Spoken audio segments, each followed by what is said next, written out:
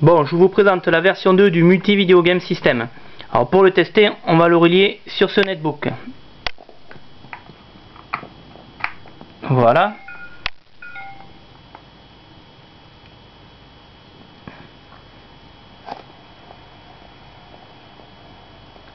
Voilà, alors je vais fermer les deux fenêtres et vous expliquer comment agit le Multi Video Game System.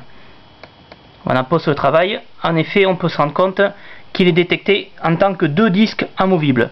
De plus, si on va dans panneau de configuration et dans contrôleur de jeu, on se rend compte qu'il est reconnu aussi en tant que manette de jeu PC.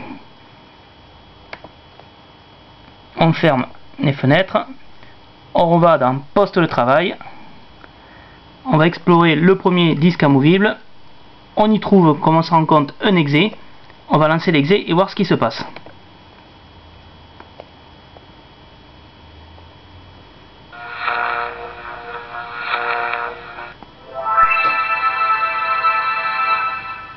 Bonjour et bienvenue sur la page d'accueil du système MVGS. Choisissez maintenant votre console de jeu.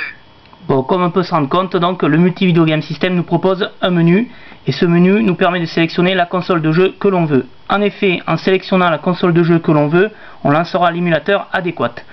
Maintenant, on va faire un tour et regarder donc toutes les consoles de jeu que nous propose le Multi Video Game System.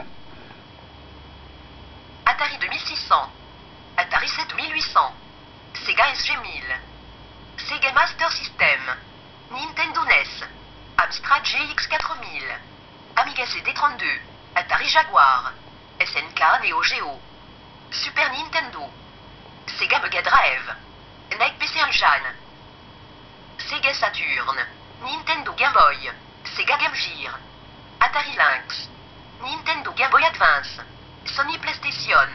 Voilà, donc en fait le Multi Video Game System contient tous ces émulateurs de jeu. Voilà, donc pour jouer à ces émulateurs de jeu, bien sûr, il y a des manettes qui sont compatibles donc au Multi Video Game System. En effet, elles sont reliées grâce au câble universel, comme la dernière fois. Maintenant, on va faire un tour et regarder donc toutes les manettes de jeu qui sont compatibles au Multi Video Game System. Alors ici, on a une manette qui nous permet de jouer à l'émulateur Atari 2600. Ici, nous avons une manette qui nous permet de jouer à l'émulateur Atari 7800. Ici, une manette de jeu qui nous permet de jouer à l'émulateur Sega SG1000.